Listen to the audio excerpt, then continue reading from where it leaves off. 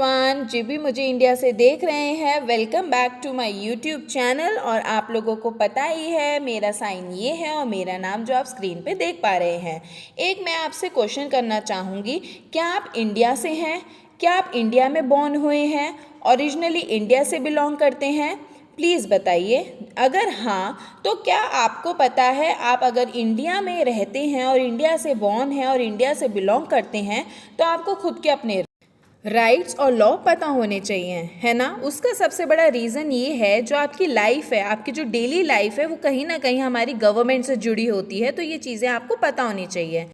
और हम सब जानते ही हैं हमारा इंडिया कितनी वास्ट कंट्री है, यहाँ पे कितने पॉपुलेशन है, कितने लोग यहाँ पर रहते हैं।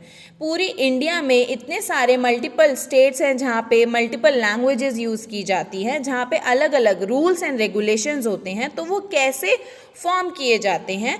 जी हाँ, सबको पता है वो गवर्नमेंट के द्वारा होती है, बट वो उसके ऊपर भी कौन है उसके बारे में आज हम सीखेंगे, इंडियन कॉन्स्टिट्यूशन के बारे में, जो आप यहाँ पर स्क्रीन पर देख पा रहे हैं। ठीक है, अब इसका टॉपिक क्यों मैं बताना चाहती हूँ, क्यों मैं पढ़ाना चाहती हूँ। देखिए, अगर आप ऑलरेडी स्कूल गोइंग हैं, या फिर आप गवर्नमेंट की तैयारी कर रहे हैं, या फिर आप ऑलरेडी अभी स्कूल में हैं, या फिर जॉब आप अभी ऑलरेडी कर रहे हो, आप चाहते हो कि मेरे को और चीज़ें सीखनी है, समझनी है, क्या राइट्स है, क्या लॉ है, क्या रूल्स हैं, तो वो चीज़ें आपको पता होनी चाहिए। और इस वीडियो के माध्यम से आपको ये चीज़ें सीखने को मिलेंगी।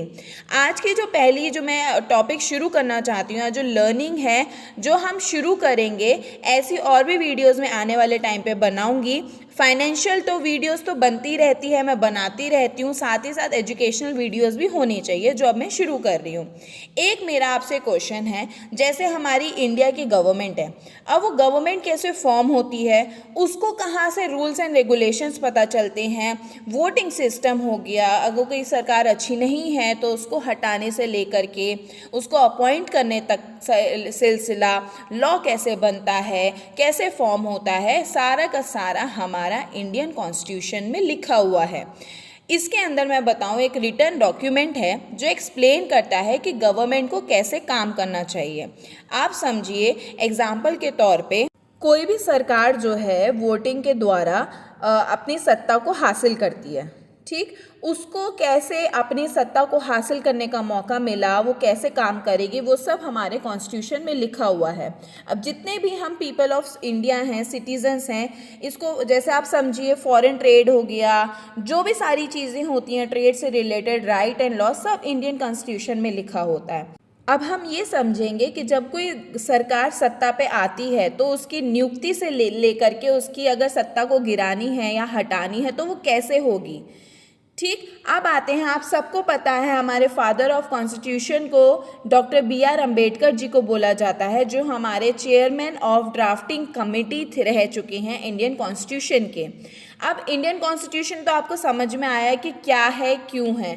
अब इंडियन कॉन्स्टिट्यूशन को जो कैसे लिखा गया, इसकी कैसे शुरुआत हुई, तो इसका सबसे पहली जो फर्स्ट मीटिंग हुई थी, अब जैसे जितने भी मिनिस्टर्स थे, लीडर्स थे, उन लोगों को है ना एक जगह पर एकत्रित करके कमेटी बिठाई गई थी, डिस्कशन किए गए थे, अगर आफ्टर इंडिपेंडेंस इंडिया को अगर हम इंडिपेंडेंस दिलाएंगे तो उसके बाद हम लोग अपनी इंडिया को या हमारी गवर्नमेंट को कैसे रन करेंगे, हम उसको कैसे आगे बढ़ा सकते बेटर नेशन बनाने के लिए। तो उसकी जो फर्स्ट मीटिंग हुई थी वो हुई थी 9 दिसंबर 1946 को। अब सब ने जो है, जो भी उसके रूल्स थे, लॉ थे, राइट को सब समझा, सब ने एग्री किया, और फिर उसकी ड्राफ्टिंग कमेटी को भी बनाया गया और वो लिखना शुरू हुआ।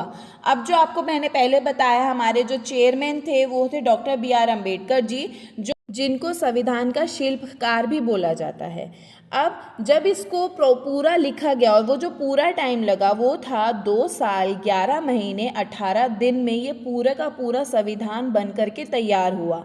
उसके बाद दोबारा से कमेटी को बिठाई गई और जितने भी हमारे लीडर्स वगैरह थे उनके सहमति के साथ हमारे 26 नवंबर 1949 को हमारा जो संविधान है वो पास किया गया था। उसके 2 महीने बाद 26 जनवरी 1950 को हमारा जो भारत का संविधान है वो पूरे भारत में लागू किया गया था, सारे भारत के देशवासियों के लिए। अब कहीं ना कहीं आपके मन में ये डाउट आता होगा कि 26 तारीख को ही क्यों चुना गया था, 26 तारीख को ही क्यों हम रिपब्लिक डे बनाते हैं। तो इसका सबसे बड़ा रीज़न ये है कि 1930 में जब हमारी पहली बैठक हुई थी संविधान से रिलेटेड, उससे पहले भी 1930 में 26 जनवरी को हमारे भारत के प्रधानमंत्री पंडित जवाहरलाल नेहरू जी ने पूर्ण स्वराज सेलिब्रेट किया था फुल फ्रीडम के तौर पे। वो चाहते थे कि हमारा पूरा भारत जो है फुल फ्रीडम के साथ सेलिब्रेट करे, जो उन्होंने रावी नदी पर उसको सेलिब्रेट किया था, मनाया था, इसका जश्न मनाया था। और इसी को याद करते हुए, ताकि हम भारत के देशवासियों को ये तारीख याद रहे, इसलिए 26 तारीख को ही चुना गया था हमारे रिपब्लिक डे को सेलिब्रेट करने के लिए। मुझे उम्मीद है कि आपको ये चीज़ और पॉइंट समझ में आए और 26 तारीख को ही क्यों चुना गया था। अब मैं ये उम्मीद करती हूँ कि आपको ये वीडियो पसंद आई होगी। और एक और चीज़, इसी से रिलेटेड लॉ, हमारे राइट्स, मैं ऐसी वीडियोस बनाती रहूँगी। अगर आपको मेरी वीडियो से कुछ सीखने को मिला, कुछ अच्छा लगा, तो प्लीज़ लाइक ज़रूर कीजिएगा। और अगर आपको मेरी साइन लैंग्वेज समझ में आती है, ईजी लगता है सीखने में, तो प्लीज़ बेल आइकन दबा के सब्सक्राइब ज़रूर कीजिए। मेरे वीडियोज़ पे, मेरे यूट्यूब चैनल पे आपको फाइनेंशियल से रिलेटेड, एजुकेशन से रिलेटेड, मोटिवेशन से रिलेटेड वीडियोस मिलेगी। और साथ ही साथ हर शनिवार इतवार को मैं रात 9 बजे इंग्लिश ग्रामर की क्लास लेती हूँ लाइव।